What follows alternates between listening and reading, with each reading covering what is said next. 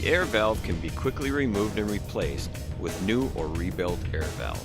Before beginning this procedure, with the pump in mid-stroke, complete the pressure relief procedure and remove the supply air.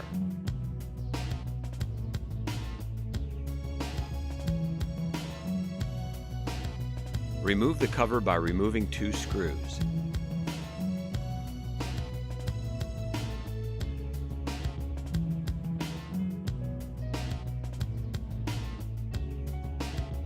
Disconnect the air line to the motor and the pilot valve lines.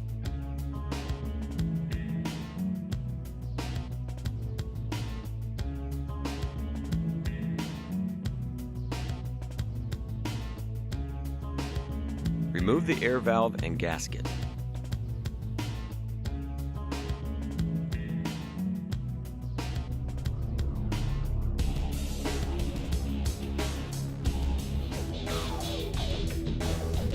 Apply high-quality lithium grease to seals to hold them in place.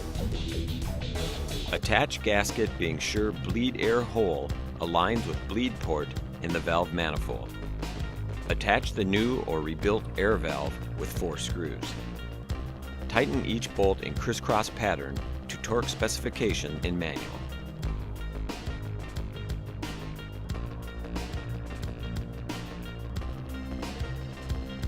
Reconnect the air line and pilot valve lines to the motor.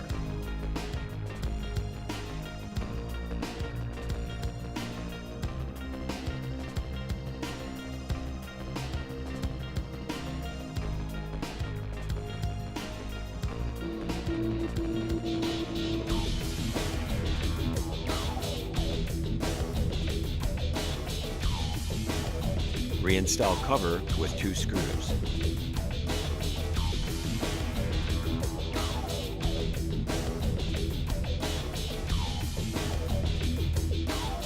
The King sprayer is ready to be put back on the job.